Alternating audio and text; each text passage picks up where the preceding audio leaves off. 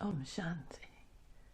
Good evening and welcome to Soul to Soul. And this is Rose from InnerSpace in Glasgow. And we're going to talk about spiritual fortune. And so we're looking at fortune as getting to know yourself. It's great fortune to know the self. And you can only do that when you do meditation, because it's only when you do meditation that you can look inside, because looking outside only tells you about your world around you. It doesn't tell you very much about yourself. We might think we've been used to thinking it does, but it doesn't. So let's look and see that what does the word spiritual mean? Actually, it means I am a spirit. I am a soul. And inside the self, the soul, are all my characteristics. And so unless I know that I'm a soul, the energy, I can't look inside and see what's in there, because I would never think to do that. I'd just go along with what's happening outside. So inside myself are all my energy patterns. There's the good, but also there's the not so good. But that's what's been making me up as a person. So if I can get to know how I think and I can use my energy well, that is such a fortune. That is such a wonder. It is actually incredible that I can get to see myself, how I am, who I am. And fortune is actually wealth. So what kind of wealth? Again, it's not physical wealth. What is wealth? Wealth is understanding. It's the wealth of wisdom. And this wisdom will keep us safe. So meditation, that's if I take that time to sit still and look at my moods and my feelings and what's happening to me and how I feel about it all. So meditation and self-observation is a very healthy investment. And the return I will receive for that kind of an investment will be great.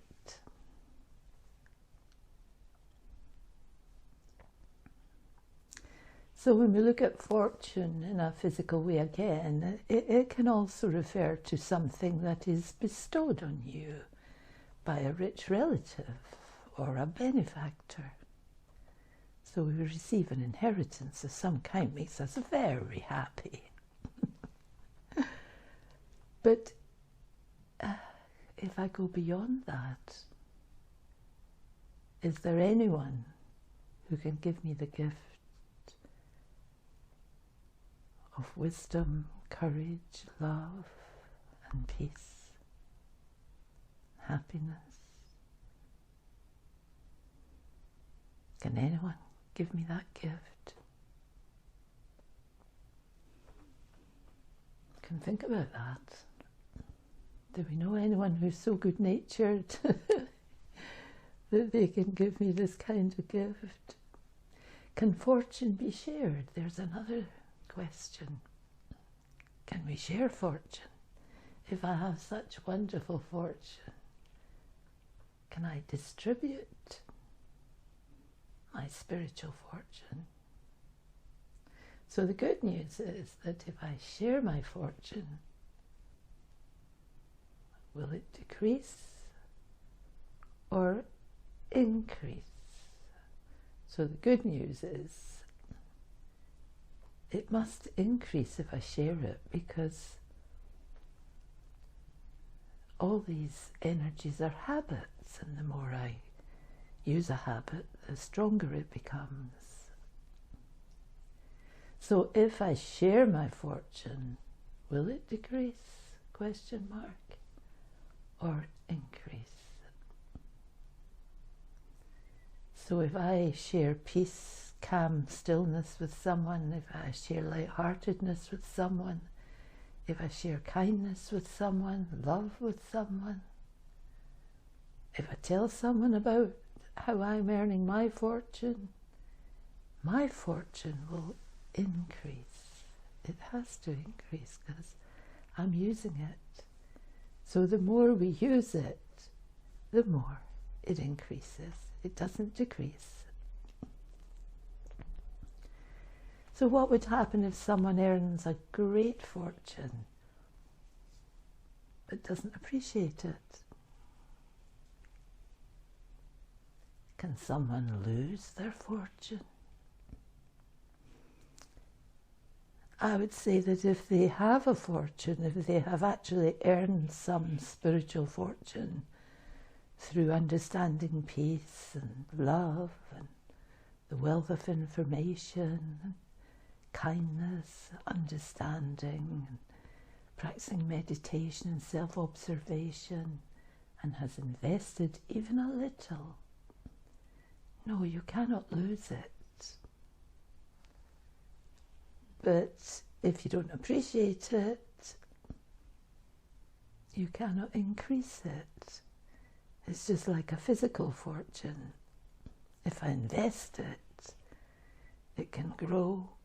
But if I just waste it, it won't grow. And if you receive something really valuable, but you ignore it and you chase after things that are worthless, you prefer the worthless, would that be called wise? So this wisdom that's could part our fortune, where would that go? What would happen there?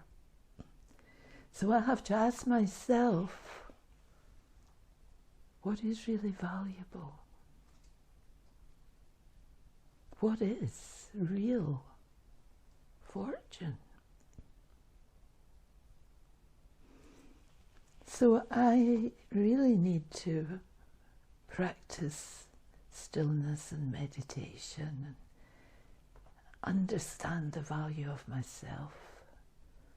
Because unless I understand the value of myself, I won't be able to see the value of having those qualities in myself and the wonder that I can use them and distribute them to others.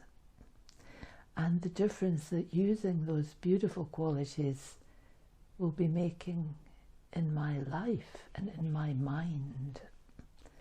My mind will feel relaxed when it's practicing peace and stillness. My mind will have a feeling of safety when it feels it has understanding. My mind will have a feeling of happiness when I feel lightness and freshness in my approach to life. And my mind will feel cherished and loved when I practice love and understand that I have love. But I need wisdom to be able to see the unlimited. So those qualities are unlimited qualities. They're inside the self. I don't go and buy them out of a shop. I have to see them within the self. And if I tell myself again, I am a soul, I'm a spiritual being.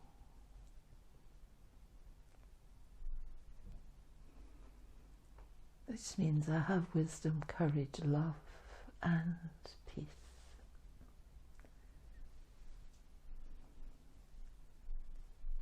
I'm a spiritual being in a physical world.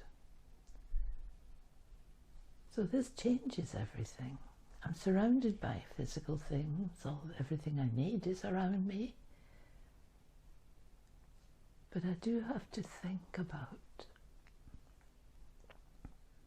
the self as energy and the bestower of that energy, the divine, God, the source. And so it is most important to learn to be careful with my fortune, not to waste anything.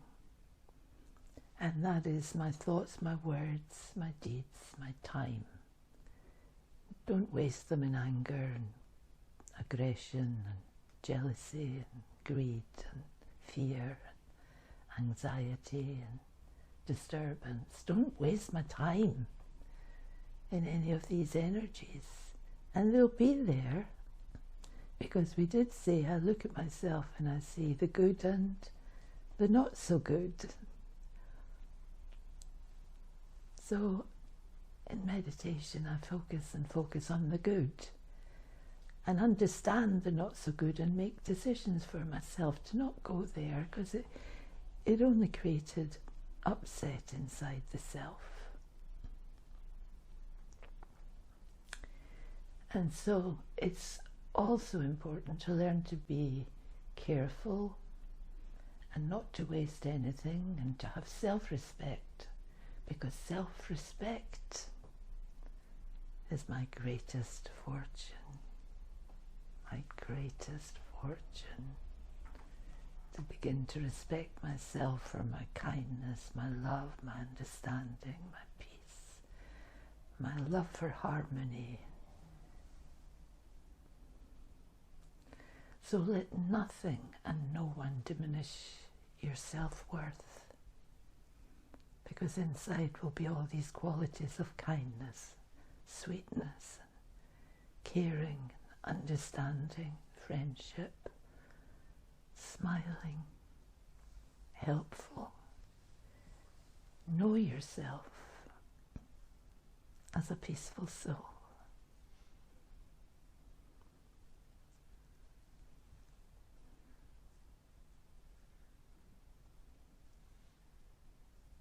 You've spoken a lot about spiritual fortune in terms of wealth and wisdom and value, which is really helpful. And another way people think of fortune as well sometimes is luck and destiny. You know, people like to know their fortune. So could you say something about that? How much is created and how much is just destiny? Do you think things are just predestined, or do you think it's random? No. I think that there is destiny and there is luck, because anyone who's listening to this right now, I mean, there's millions of people on the planet and there's only a few people who will be listening to something like this. And I would say whoever's listening, it's their destiny. So why is it their destiny? Because inside they do have a capacity for all these beautiful feelings we've been speaking about.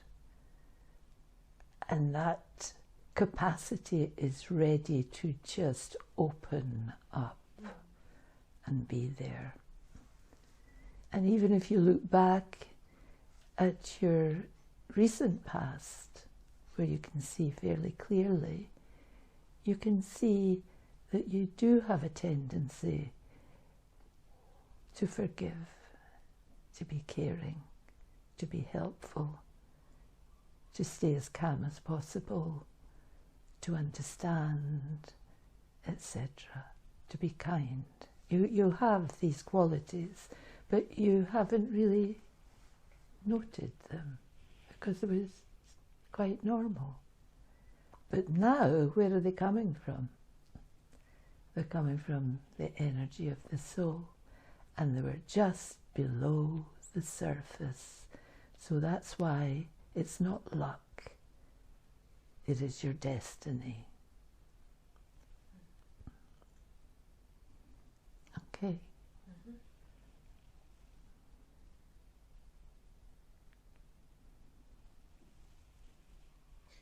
I think the points you made as well about value it's really interesting. It's so easy to say, and it makes sense. It's perfect logic to value the self, to feel the fortune, the wonder of who I am, the soul. And yet, on a day-to-day, I'm just reflecting on how easy it is to lose that value for the self with even the slightest word or look or incident. And you realise how much you take your sense of worth and your sense of good fortune from others, from what happens in life. Well, we're usually part of a community of some kind. And we've been on a journey, and we've learned many ways of how to survive, you might say. And we don't like people to oppose us or not like us or to not let us do something or to put things in our path, in our way. But the spiritual code of conduct says that this has been happening to us for a long time. We've not been able to get our own way. We've not been able to be who we are, and there'd be someone tougher or stronger who would put us down. And so the spiritual code of conduct says that now when you understand, the obstacle comes to enable you to overcome that obstacle with your inner power, inner strength, and just with a smile on your face to be undaunted and move yourself forward. And what happens, you'll have moved forward through that obstacle and left that particular obstacle behind you. That's very positive. It's very positive. And then you'll feel yourself actually stronger, light-hearted. Your qualities will feel stronger in you. But again, that was just one obstacle. So we've got many obstacles where people have put us down and made us unhappy. And they're going to come up again and again. And it's when I remember I'm the spiritual being and I have all these incredible qualities, and this time I'm going to keep myself full of self-respect and remain buoyant and smile even as people attempt to hurt me. And again, I'll move through that obstacle and I'll feel light-hearted and wow, it's feeling nothing quite like the feeling of success, but it's success in the feelings of well-being that come from self-respect. If you can do that over and over again, every time you do that, you're filling yourself with your own awareness of who you are, good qualities. Then you can understand and really help others, encourage others to move themselves. An obstacle comes to help you to move forward,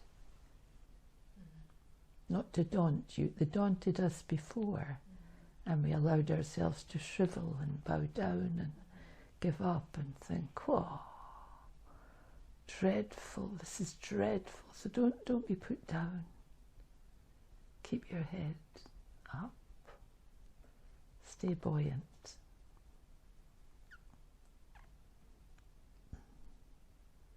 So I guess in doing that you create your own fortune. You create an incredible fortune.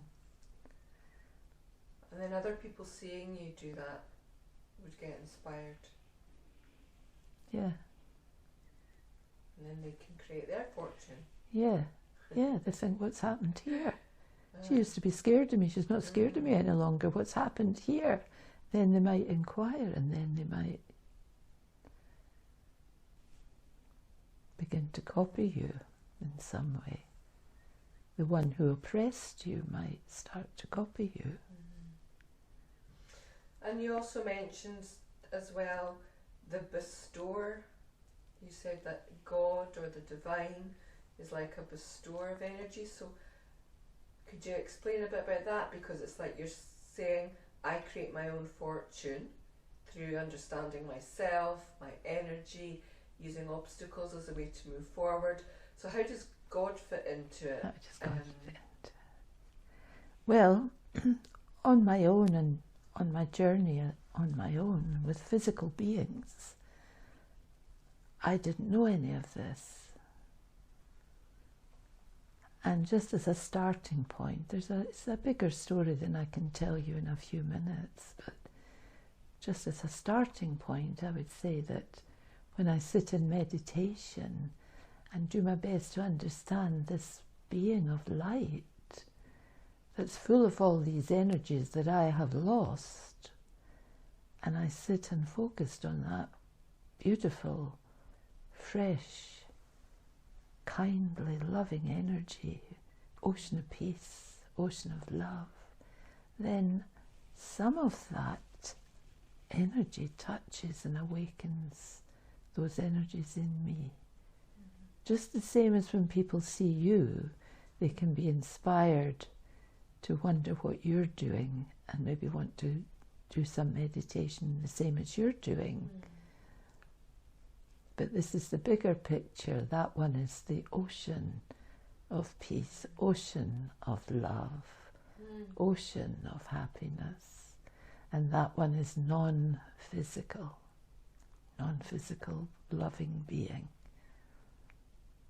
So it sounds like I could have a go on my own and create a bit of a fortune, but I could go a lot faster and further. It's like a booster if I make a connection with the divine. You're more likely to stay inspired if you have a connection with the divine. On your own, you'll kind of give up when obstacles come, I would say. Every now and again you say, oh gosh, I can't see how this is going to work. You would doubt. But if you get filled with a very strong energy power, you could think, I can do this. I can stay cheerful here. Okay.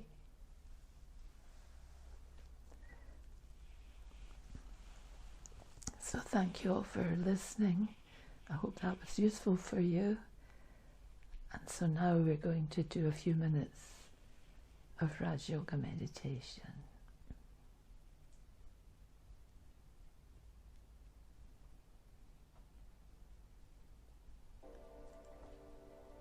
So we focus our energy on the point in the center of our forehead.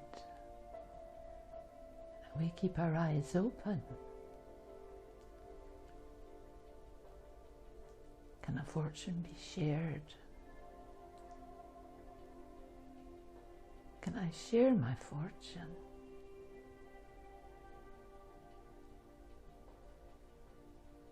Can a soul lose its fortune? If it's your fortune, you cannot lose it. You can stop increasing it, but you cannot lose that which you have.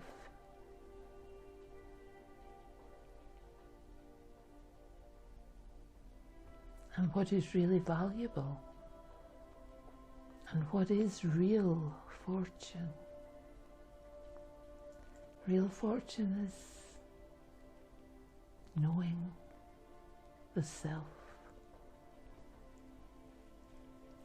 I am a spiritual being, a beautiful spiritual energy, peaceful and calm, helpful and understanding and light-hearted.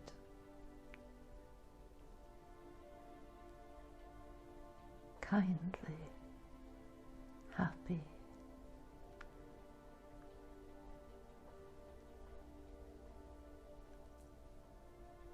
I am the soul.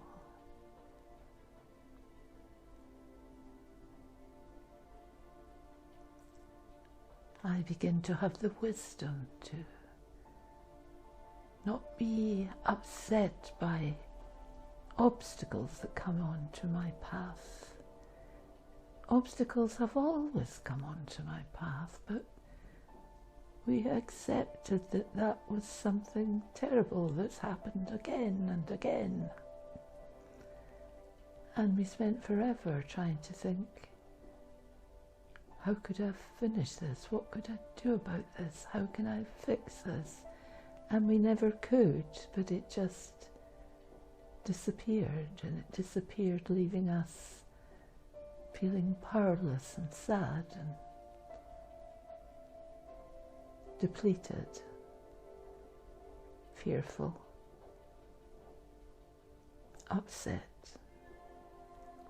But now I can teach myself not to do this, not to be worried, depleted and upset, but to say,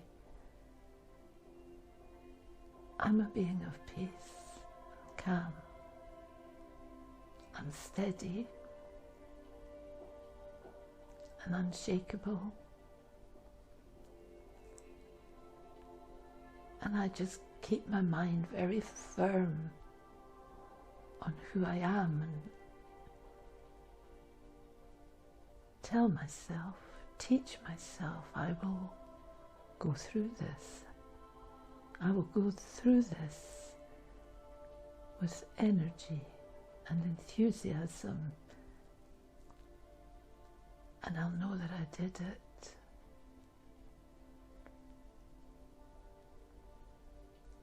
And I will feel success and happiness.